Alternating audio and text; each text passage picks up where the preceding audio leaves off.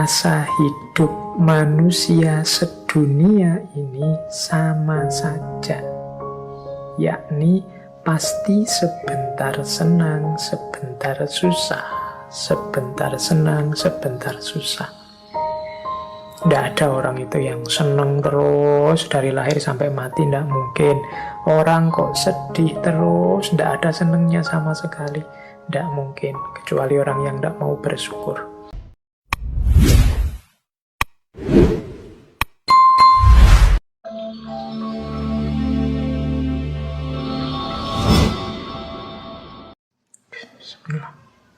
Assalamualaikum warahmatullahi wabarakatuh. Bismillah. Mari teman-teman kita lanjutkan ngaji filsafat kita. Mulai ke tema utama kita tentang cokro manggilingan. Kalau bagi masyarakat Jawa, hidup kita ini mengalami 3 dunia. Yang pertama alam purwo, yang kedua alam madya, dan yang ketiga alam wusono. Alam purwo itu alam sebelum kita hadir di muka bumi ini. Alam madya itu pengalaman kita hidup di dunia di muka bumi. Dan yang ketiga alam wusono. Alam wusono itu alam nanti setelah kita meninggal, setelah kita hidup. Nah ini makanya falsafah hidup timur termasuk Jawa itu secara umum menerima adanya 3 dunia ini. Bandingkan nanti dengan filsafat barat tertentu yang hanya menerima alam madya atau alam syahadah kalau bahasa Arabnya. Jadi tidak mau membahas alam purwo, tidak mau membahas alam wusono, karena dianggap 2 alam ini metafisik, dan yang metafisik itu tidak ada gunanya dibahas, katanya orang modern. Beberapa filosof bilang alam metafisik itu meaningless, tidak ada gunanya kalau dibahas. Mungkin ada tapi tidak penting dibahas. Beda dengan tradisi filsafat timur yang menerima bahwa ada hidup sebelum kita di dunia ini dan nanti ada hidup setelah kita meninggal nanti. Maka perputaran cokro manggilingan itu tidak terbatas di alam madya saja. Jadi kalau teman-teman merasa, Pak, masa iya sih siklus perputaran hidup itu ada, wong saudara saya, tetangga saya, teman saya, atau jangan-jangan saya sendiri merasa sejak kecil sampai sekarang hidup susah terus. Atau saya ini orang kaya loh, Pak, perasaan nggak pernah itu, Pak, mengalami susah hidup, ya rasanya lancar-lancar saja, enak-enak saja, senang-senang saja. Nah itu ya kalian mungkin ngukurnya hanya di alam madya. Jangan lupa nanti ada alam wusono. Kalau kita tidak mengelola dengan baik alam madya, ya di alam wusono kita akan panen. Karena ini juga siklus cokro manggilingan. Jangan sampai kita tertawa-tertawa hari ini, besok di alam wusono kita jungkir balik kesulitan. Bahkan dalam agama kan alam wusono, alam akhirat ini kan yang lebih hakiki dibandingkan alam madya atau dunia yang kita alami sekarang, yang oleh beberapa tokoh malah disebut dunia hari ini itu ya semu, tidak sejati. Dunia yang semu ini pun hari-hari ini kan kita sibuk dengan yang lebih semu lagi yang kita sebut dunia maya itu. Dunia maya itu kesemuan dalam kesemuan, karena dunia nyata ini sudah disebut semu, kita malah sekarang sibuknya di dunia versi mayanya dunia nyata, berarti kemayaan dalam kemayaan. Oke, jadi ada alam purwa, alam madya, alam wusono. Ini siklus hidupnya manusia. Maka mungkin tadi ada pertanyaan-pertanyaan, ada itu Pak orang yang dari lahir sampai meninggal seneng terus atau susah terus. Ya ndak mesti juga. Karena hidup ini ndak hanya diawali saat kita lahir dan berakhir saat kita meninggal.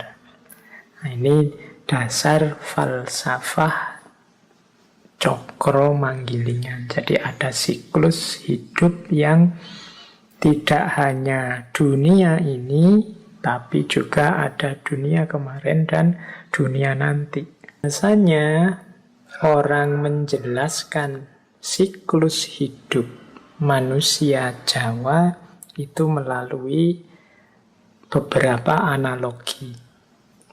Analogi yang paling populer itu analogi dari tembang Jawa, khususnya mocopat. Mocopat ini masuk kategori, kalau di tembang Jawa itu ada tembang cilik, ada tembang tengahan, ada tembang gede. Nah, mocopat ini termasuk tembang cilik dan juga tembang tengahan. Nanti kalau tembang gede itu biasanya ada lewat kakawin-kakawin di puisi-puisi tradisional Jawa kuno. Nah, mocopat ini biasanya kita kenal punya 11 jenis tembang. Yang nama-nama tembang itu menunjukkan tadi siklus hidupnya manusia, bagian dari cokro manggilingan. Nanti ada beberapa analogi, beberapa manifestasi dalam tradisi sastra Jawa untuk menjelaskan cokro manggilingan ini. Jadi antara lain dari tembang mocopat. Teman-teman yang sedikit-sedikit pernah belajar tentang bahasa Jawa atau sastra Jawa, kalau pas bab tembang ini mungkin pernah dengar istilah-istilah seperti Mas Kumambang, Sinom, Durmo, Pangkur, dan lain sebagainya. Nah, 11 jenis tembang mocopat yang kita kenal itu ternyata ada urutan siklus hidupnya manusia. Coba kita tengok perlahan-lahan ya. Ini nanti ada beberapa perbedaan cara mengurutkan. Tapi saya urutkan di versi yang lebih populer saja. Jadi hidup manusia itu diawali dari Mas Kumambang, kemudian Mijil, kemudian Sinom, kemudian Kinanti, kemudian Asmorondono, kemudian Gambuh, Dandanggulo, Durmo, Pangkur, Megatruh, dan Pucung. Ini mohon maaf ya yang dari luar Jawa, yang bukan Jawa. Semoga istilah-istilah ini bisa paling tidak jadi informasi baru atau wawasan yang baru buat teman-teman.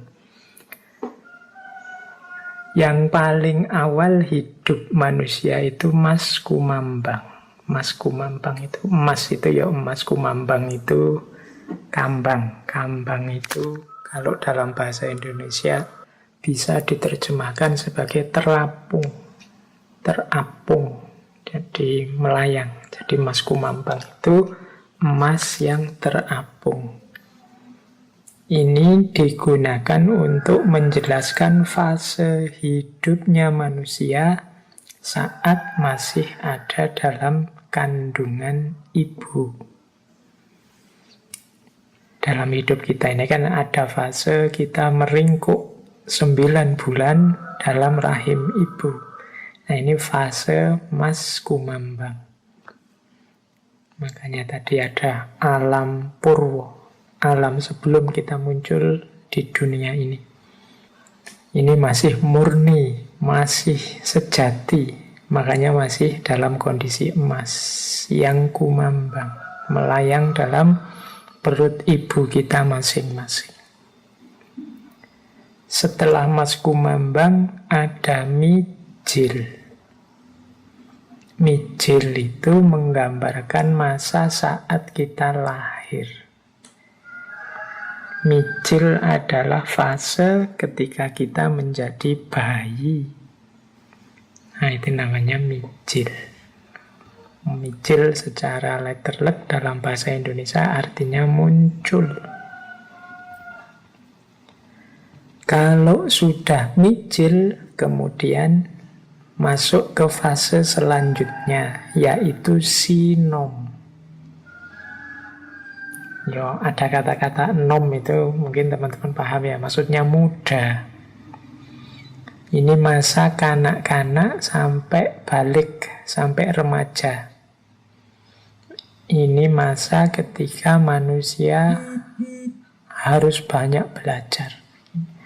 Masa pembentukan jati diri. Ini masa sinom. Itu yang ketiga, jadi setelah lahir, kemudian mengalami masa kanak-kanak, sampai remaja, sampai balik. Setelah itu, kinanti. Kinanti ini berasal dari kata-kata kanti, yang artinya dituntun atau dilatih. Setelah seorang manusia mencapai jenjang remaja, disitulah saatnya dibentuk jalan pikirannya, dituntun cara menjalani hidup yang benar dan baik. Jadi makanya fasenya adalah fase kinanti. Setelah kinanti ada asmorondono. Asmorondono itu fase ketika sudah mulai jatuh cinta kepada lawan jenis. Jadi dari kata-kata asmoro itu teman-teman mungkin ngerti ya, ada unsur asmaranya. Makanya dinamai asmorondono. Rasa cinta asmara kepada lawan jenis. Ini kodrat, pasti dilewati kalau normal. Kalau situasinya biasa, normal, kan selalu ada situasi-situasi khusus itu. Ya situasi khusus membahasnya khusus. Secara umum ya asmorondono itu fase ketika seseorang cinta kepada lawan jenisnya. Kadang-kadang ngaji itu, ya kita ngomongnya kan untuk umum. Tema kebaikan, tema kebenaran yang umumnya wajarnya. Nah, ada yang bertanya atau mengkritik, lah kok kalau situasinya begini kan tidak masuk Pak, kalau situasinya begitu kan tidak cocok Pak. Loh iya, situasi-situasi yang kalian sebut itu situasi yang khusus, ya dibahas khusus. Situasi khusus ya memang tidak masuk pada kaidah-kaidah yang umum. Pengecualian-pengecualian selalu pasti ada. Bukan berarti yang umum itu salah, tapi yang khusus tadi memang harus diolah, dianalisis secara khusus pula. Misalnya ketika saya bicara misalnya orang itu kalau ilmunya semakin tambah, itu biasanya dia semakin tawadu, semakin menunduk. Nah, terus ada yang bilang, Pak, tapi kan ada itu orang begini yang tambah pinter kok tambahan. Nah, itu berarti kan khusus. Perlu dibahas khusus juga. Mengapa kok terjadi yang seperti itu? Tidak masalah, tidak salah juga pertanyaannya. Di situ nanti ada ilmu itu akan semakin berkembang. Tidak sekedar macet atau berhenti di satu teori umum tadi, tapi nanti dia akan nambah perspektif baru, nambah wawasan baru, tidak masalah. Tapi paling tidak di awal kita ngerti bukan berarti yang umum tadi salah, tapi selalu ada situasi-situasi khusus yang perlu juga jadi pertimbangan. Baik, asmorondono, malah sampai sana ngomongnya. Kita lanjutkan. Setelah jatuh cinta di asmorondono ada gambuh.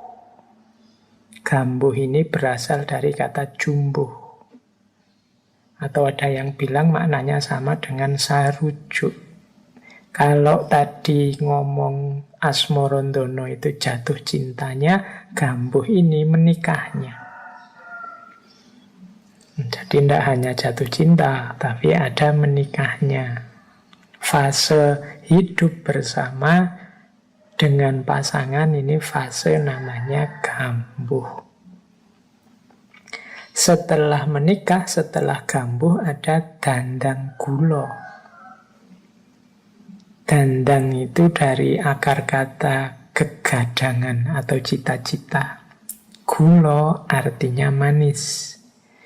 Jadi kalau sudah punya pasangan, saatnya untuk merancang hidup bahagia, mewujudkan semua cita-cita.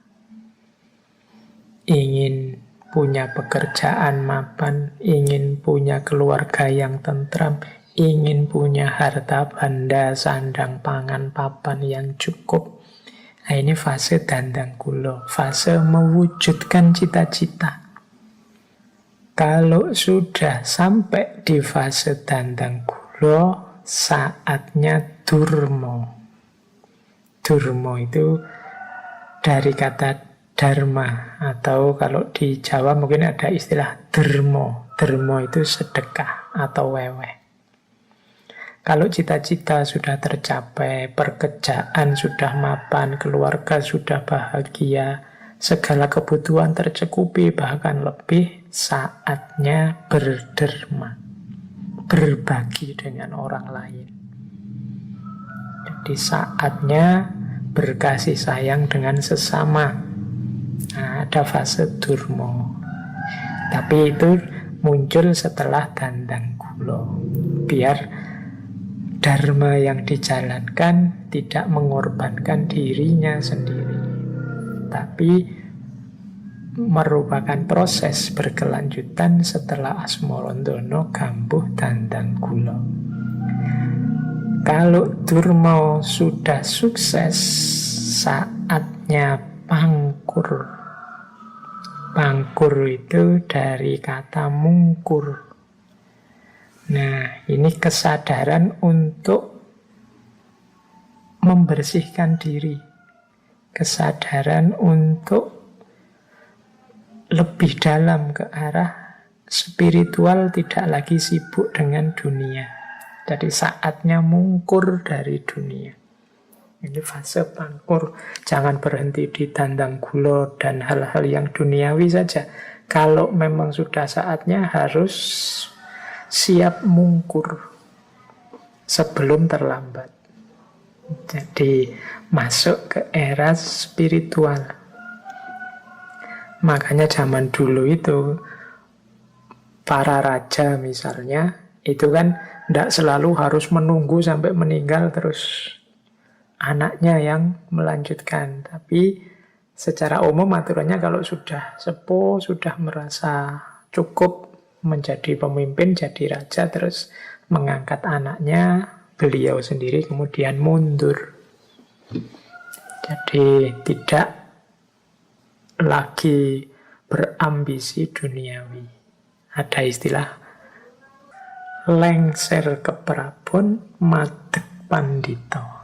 Jadi mundur dari kerajaan, kemudian menjadi pendeta. Jadi menyibukkan diri dengan hal-hal spiritualitas. Nah, ini fase pangkur. Nah, puncaknya pangkur adalah megatruh. Megatruh itu ketika seseorang meninggal. Megat itu ya dari kata-kata pegat, pisah, terpisah roh. Terpisahnya roh dari jasad. Ini saatnya orang kembali kepada Yang Maha Kuasa. Namanya megatruh. Dan yang terakhir ada pucung. Pucung ini ya selesainya hidup kita di alam madya, yang berakhir hanya membawa kain kafan dan amal hidup kita di dunia. Segala yang duniawi sudah kita tinggalkan. Ini fase pucung. Ya, kasarnya kemudian diterjemahkan jadi pocong. Ya, kita meninggal sudah. Kalau sudah ada di fase pocong, masuk alam wusono. Nah, ini istilah-istilah dari tembang yang 11 ini menggambarkan siklus hidup kita. Jadi berputar dari sejak di perut ibu sampai pucung. Ya nanti mungkin berlanjut lagi di alam wusono. Baik, itu manifestasi salah satunya dari cokro manggilingan. Kita lihat lagi, kalau ini yang saya sebut tadi mikro ya. Mikro itu yang untuk skala kecil, jagat cilik kehidupan kita. Sekarang kita lihat ke jagat yang besar, jagat yang makro. Seperti apakah cokro manggilingan bekerja? Kita ambil satu contoh pendapatnya beliau Ronggowarsito tentang perputaran zaman. Bagaimana jagat besar ini berputar. Kalau di serat Kolotidho, atau mungkin teman-teman bisalah membaca serat Centini, yang di situ juga banyak mengutip pandangannya Ronggowarsito. Jadi zaman ini berputar dari fase Kolotidho, kemudian Kolobendu, dan akhirnya Kolosubo. Jadi ini sebenarnya fase-fase akhir zaman. Kalau dalam Ronggowarsito, jadi fase-fase zaman yang berputar dari lahirnya satu peradaban, satu budaya, sampai mengalami masa-masa akhir. Nah, masa-masa akhir itu diawali dari Kolotidho. Zamannya beliau, Ronggowarsito sendiri itu beliau menyebutnya zaman beliau itu ya zaman Kolobendu yang diawali dari Kolotidho. Jadi ada Kolotidho, kemudian Kolobendu, dan nanti mengalami perbaikan saat Kolosubo. Kolotidho itu zaman egoisme. Jadi ketika orang mengejar kesenangannya sendiri, kebaikan dan kebenaran diremehkan. Pembedaan-pembedaan, ini benar loh, itu salah. Ini adil loh, kalau yang itu tidak adil. Ini baik, kalau yang itu buruk. Itu sudah tidak lagi digubris. Semua orang mengedepankan kepentingannya sendiri. Nah, ini zaman Kolotidho.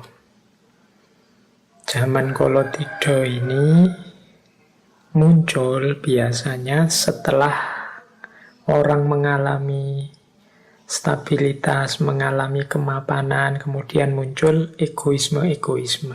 Ingin enaknya sendiri, ingin menang terus, ingin senang terus.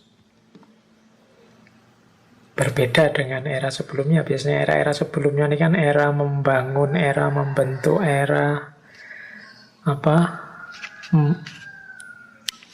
era menata dan lain sebagainya. Nah, biasanya kalau sudah mulai makmur, mulai sukses, mulai juga egoisme, mulai juga orang merasa ya sudah, ini sudah enak, sudah benar, terus masing-masing ingin senangnya sendiri. Akal sehat diremehkan, menganggap dirinya selalu benar. Ini awal-awal kerusakan, namanya Kolotidho. Kalau Kolotidho semakin parah, akan muncul Kolobendu. Kolobendu ini semacam puncaknya Kolotidho.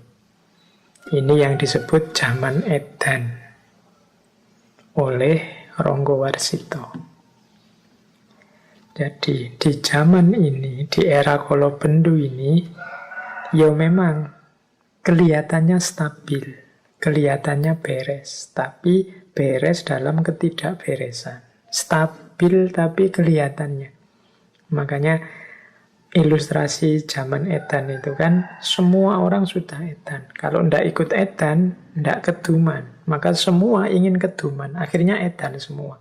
Di kalangan orang edan semua, itu yang waras, yang dianggap edan. Karena semua edan, ya ketoke sama semua. Kelihatannya beres semua. Tapi beres dalam ketidaksadaran. Di antara cirinya, nanti teman-teman yuk boleh bacalah dulu, kita pernah sekilas juga membahas beliau Ronggowarsito ini. Ketidakadilan didewakan demi kenyamanan sebagian orang. Kemewahan dipertontonkan. Jeritan yang lemah dan tertindas tidak dihiraukan. Penjahat dipandang sebagai pahlawan, dan orang yang jujur malah ditertawakan dan disingkirkan. Tata nilai dan tata kebenaran dijungkir balikkan. Ini zaman kalau bendu sudah. Yang baik dianggap penjahat, yang jahat dianggap pahlawan. Kebolak-balik tata nilainya. Yang tidak adil dipuji-puji, yang dizolimi dicela-cela kalau bendu. Jadi tampaknya stabil, tapi kestabilan itu dalam ketidaksadaran. Ini menurut Ronggowarsito cirinya zaman kalau bendu. Tapi ya karena dunia ini cokro manggilingan, pada saatnya kalau bendu juga akan berganti jadi kolo subo. Jadi kolo subo itu zaman solusi. Dari zaman gelap lahirlah zaman terang, namanya kolo subo. Zaman stabilitas, zaman kemakmuran. Biasanya digambarkan akan muncul seorang tokoh yang hadir sebagai penyelamat, seorang ratu adil, yang dia ini dalam perjuangannya didukung oleh orang-orang yang selalu eling lan waspada.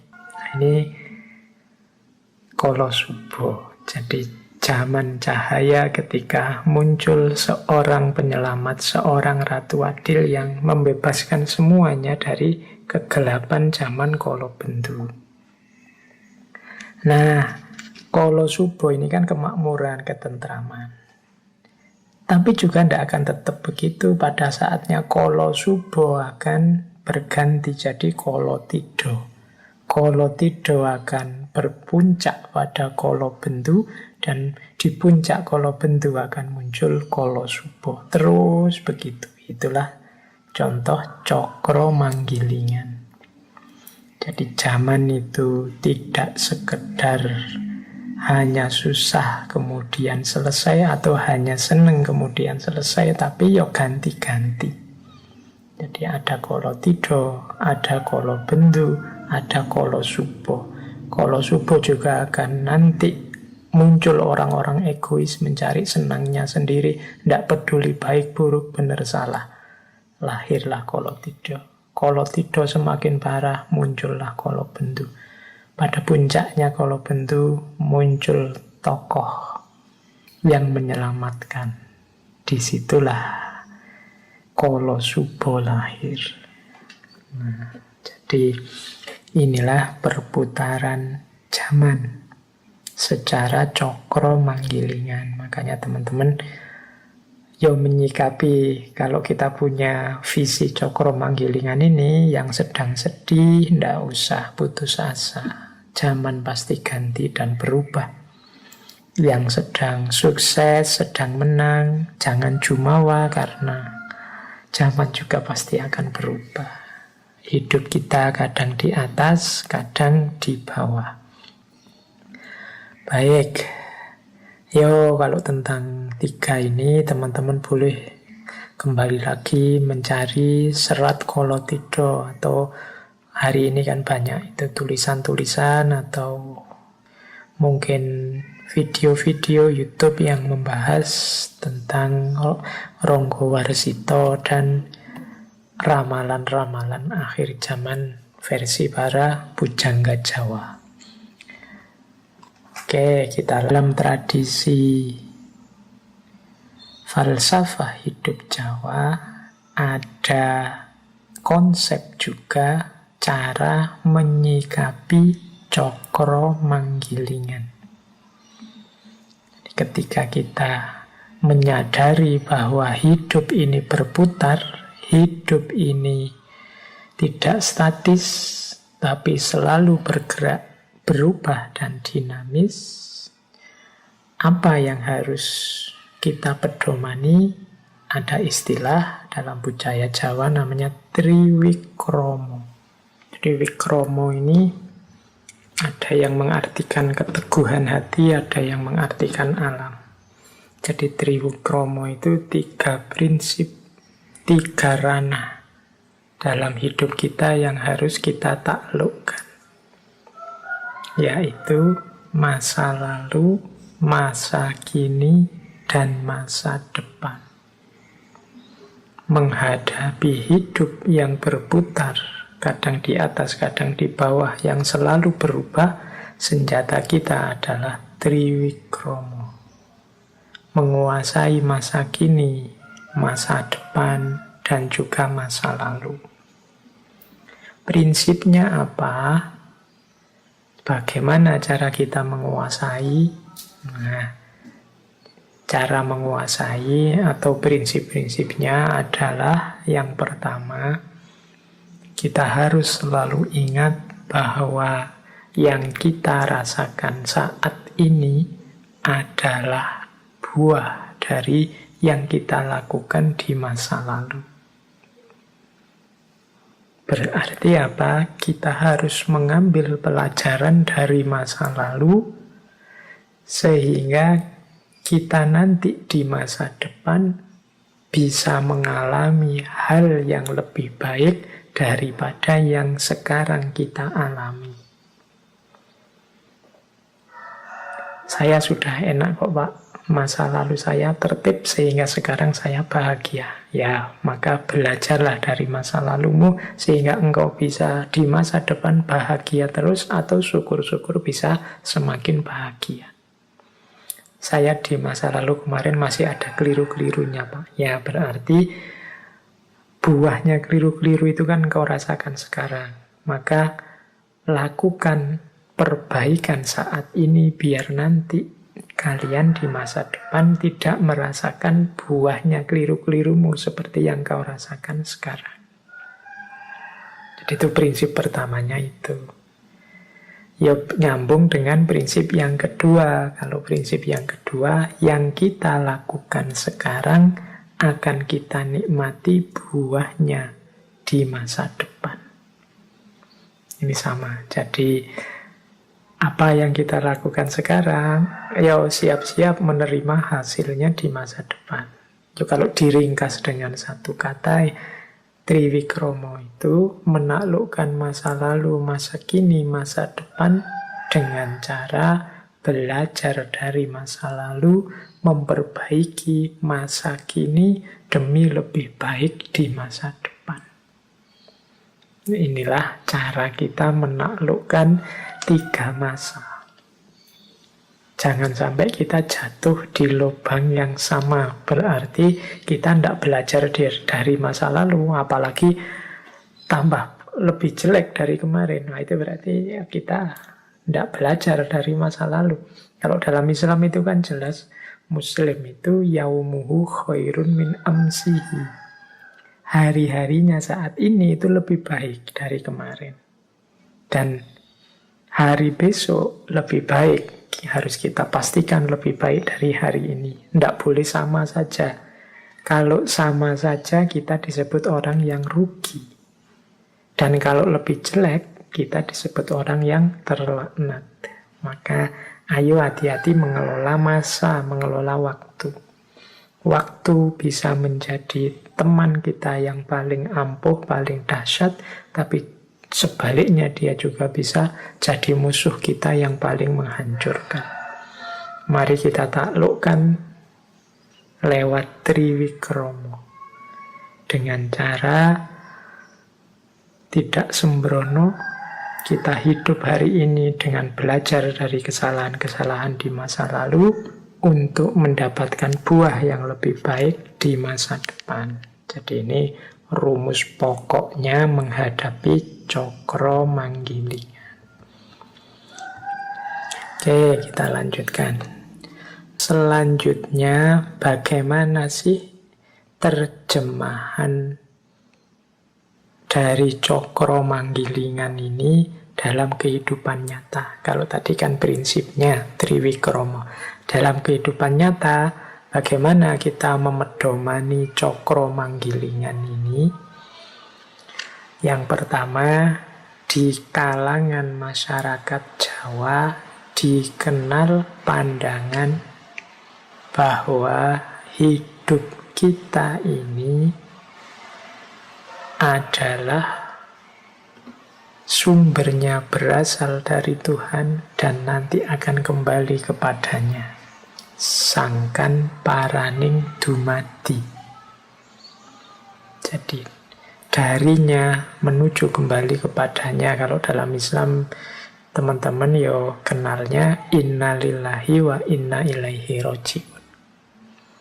Jadi memedomani cokro manggilingan itu kita harus selalu sadar ilaihi roji'un. Ini di sesi muhasabah kemarin saya sudah jelaskan panjang lebar. Jadi kehidupan kita ini tidak selamanya. Kita akan berputar lagi kembali pada Allah. Jadi kita ini berasal dari Allah, nanti kembali lagi kepada Allah. Itu kalau dalam budaya Jawa dikenal konsep sangkan paraning dumadi. Hidup ini, kalau menurut Sunan Kalijogo kan diibaratkan seperti orang ke pasar. Kalau kita ke pasar itu ya berangkat ke pasar pagi-pagi, kan nanti sebentar kemudian kan kita pulang lagi. Kalau sudah mendapat apa yang kita butuhkan. Jadi dari rumah menuju pasar dan nanti balik lagi ke rumah. Dari Allah, kemudian kita hidup di dunia, nanti kembali lagi kepada Allah. Dan itu tidak lama. Di Jawa dikenal ungkapan hidup itu urip iku prasasat koyok wong mampir ngombe. Hidup itu seperti orang yang mampir sebentar untuk minum. Jadi pastinya dia jangkanya sangat pendek dibandingkan alam yang lain. Tadi ada alam wusono tadi. Oleh karena itu, karena hidup ini hanya pendek sebentar, kita harus hati-hati. Jangan sampai kehabisan waktu. Kalau tadi misalnya analoginya hidup itu untuk mampir ngombe, ya cepet-cepet ngombe. Kalau analoginya untuk belanja di pasar, segera kita beli kebutuhan kita untuk yang kita butuhkan di rumah. Jangan sampai waktu kita habis, kita belum sempat minum. Transit sebentar di dunia, lupa yang kita butuhkan apa. Jadi itulah sangkan paraning dumadi. Kita ini berproses dari Allah menuju Allah lagi, dari Tuhan kembali kepadanya. Dulu zaman saya naik bis antar kota, itu kan sering ada fase transitnya. Di situ orang ke toilet, kemudian makan. Nah, itu saya membayangkan ya seperti ke pasar tadi, hidup di dunia ini seperti orang transit saat kita melakukan perjalanan panjang. Di situ ya cepet-cepet ke toilet, cepet-cepet minum, kalau butuh makan cepet-cepet makan. Setelah itu balik lagi ke bis, melakukan perjalanan ke tujuan yang memang kita tuju.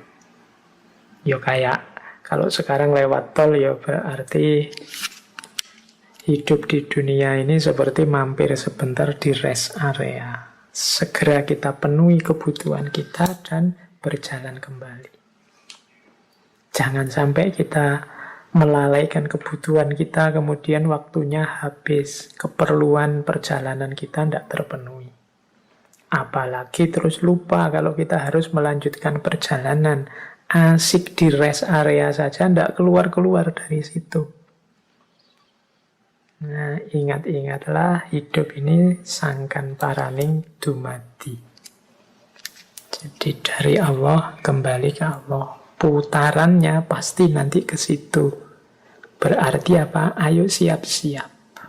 Ayo memenuhi apa saja yang kita butuhkan untuk ketemu yang sejati. Ini pedoman pertama. manifestasi dari Cokro Manggilingan yang sifatnya ketuhanan. Sekarang kita lihat yang sifatnya alam semesta, sifatnya kosmologis. Berhadapan dengan Tuhan, kita dituntut untuk mewujudkan kesadaran sangkan paraning dumadi. Berhadapan dengan alam semesta, kita dituntut untuk memayu hayuning bawono. Memayu hayuning bawono ini kalau diterjemah secara letterlek, memperindah keindahan dunia. Dunia ini apa adanya sudah indah. Kehadiran kita di muka bumi semoga menambah indah, memberi arti dalam hidup. Itu memayu hayuning bawono. Jadi berhadapan dengan alam, jangan kita justru jadi variabel perusaknya, tapi sebaliknya kita menjadi unsur yang memperindah. Ketika kita hadir, alam yang semula indah jadi tambah indah. Itu memayu hayuning bawono. Alam yang kelihatannya biasa-biasa saja ketika kita hadir jadi luar biasa. Nah, itu kemampuan kita memayu hayuning bawono. Bawono itu dunia dan segala isinya. Caranya bagaimana? Ya memayu hayuning bawono itu caranya dua. Menanamkan kebaikan. Dan yang kedua, mengendalikan diri agar tidak melakukan kerusakan, mengendapkan nafsu agar lebih terkendali. Ini jadi caranya dua. Ada cara yang pasif, ada cara yang aktif. Cara yang pasif itu mengendalikan diri untuk tidak merusak. Cara yang aktif itu mewarnai dunia ini, mewarnai bumi ini dengan kebenaran-kebenaran, kebaikan-kebaikan, keindahan-keindahan yang bisa kita wujudkan. Itulah memayu hayuning bawono, memperindah keindahan dunia. Ya tentu saja untuk memayu hayuning bawono, untuk sangkan paraning dumadi, kita butuh ilmunya. Jadi ilmu ini nanti vital. Jangan sampai saya itu ndak ndak ingin menghancurkan dunia ini. Malah yang saya lakukan itu memperbaiki. Tapi ketika ilmunya kurang, jangan-jangan yang kita sebut memperbaiki itu malah merusak. Di variabel jadi unsur yang justru mengacaukan dunia. Nah, ini orientasi yang kedua sebagai manifestasi dari Cokro Manggilingan adalah memayu hayuning bawono. Kalau tadi kesadaran bahwa akhirnya kita akan kembali kepada Tuhan, sehingga hidup kita harus tidak terlena, harus selalu waspada, tidak mudah menyia-nyiakan waktu untuk senang-senang saja karena kita punya misi sangkan paraning dumadi. Yang kedua ini memayu hayuning bawono. Kehadiran kita yang sebentar. Usia manusia itu kan tidak panjang. Sepanjang-panjang usia kita paling berapa sih? Itu kan berarti sebentar. Kehadiran kita yang sebentar ini semoga menambah indahnya dunia yang sudah indah. Ini memayu hayuning bawono. Oke. Baik, ya ini kalau mau kita tambah penjelasannya, ini bisa berhubungan dengan etika, bisa berhubungan dengan teologi, bisa berhubungan dengan ekologi tentang lingkungan, bisa juga berhubungan dengan antropologi, sosiologi, dan lain sebagainya, bahkan mungkin juga politik. Bagaimana kita mengembangkan sistem politik, kehidupan politik yang memayu hayuning bawono. Bagaimana kita mewujudkan hidup berbudaya yang memayu hayuning bawono. Bagaimana kita membentuk kosmos Kita menyikapi kehadiran kita di alam semesta yang memayu hayuning bawono. Inilah prinsip-prinsip dasar kehidupan Jawa yang antara lain bersumber dari falsafah Cokro-Manggilingan. Nah, sekarang yang ketiga, orientasi hidup berdasarkan Cokro-Manggilingan. Kalau ini secara psikologis. Kalau tadi kosmologis itu tentang alam yang memayu hayuning bawono. Sebelumnya teologis berhubungan dengan Tuhan, sangkan paraning dumadi. Kalau ini secara psikologis, kejiwaan manusia yang berhubungan dengan Cokro-Manggilingan. Ini saya pinjam dari Ki Ageng Suryo Mentaram. Dulu pernah kita bahas panjang lebar tentang beliau ini. Silahkan dicari rekamannya. Ini saya ngomong ringkas saja dari berbagai teori yang beliau sampaikan. Jadi di antara pola Cokro-Manggilingan dalam hidup mikro psikologis kita, itu adalah kita harusnya sadar bahwa senang dan susah itu sementara. Teman-teman yang mengkaji Ki Ageng Suryo Mentaram mungkin masih ingat istilah mulur dan mungkret. Jadi menurut Ki Ageng Suryo Mentaram, rasa hidup manusia sedunia ini sama saja.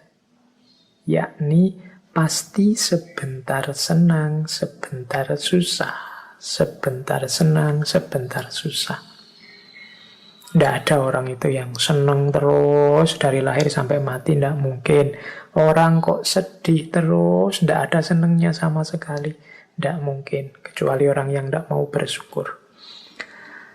Jadi selalu hidup itu naik turun, naik turun. Sekalipun orang kaya, miskin, raja, kuli, wali, bajingan, itu kali banyak saya terjemahkan langsung dari bukunya beliau. Rasa hidupnya sama saja, yaitu sebentar senang, sebentar susah. Yang sama adalah rasanya senang susah, lama, cepat, berat, ringan, ini sama. Sedangkan yang berbeda adalah yang disenangi apa. Cuma itu saja yang berbeda. Ada orang yang senangnya punya teman banyak, ada orang yang senangnya punya uang banyak, ada orang yang senangnya kalau ibadah, ada orang yang senangnya kalau rekreasi. Kalau ini beda-beda. Tapi rasa sebentar senang, sebentar susah, ini semua orang sama.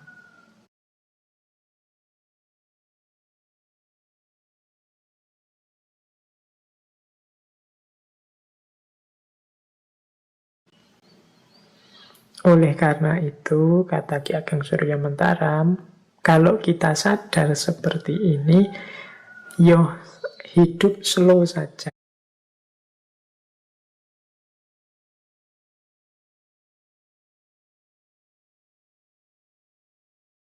Santai saja.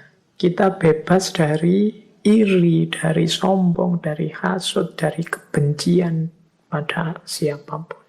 Wong kita ini manusia sama saja. Engkau iri apa sih pada saudaramu? Mungkin saudaramu juga iri hal tertentu padamu.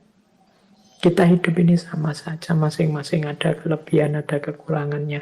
Ada fase pasang, ada fase surutnya. Jadi hidup ini mari kita sikapi biasa saja. Santai saja, kalau bahasanya anak-anak hari ini slow way. Karena semua orang sama saja. Tidak ada orang yang senang terus atau susah terus. Tidak usah iri, tidak usah dengki, tidak usah sombong.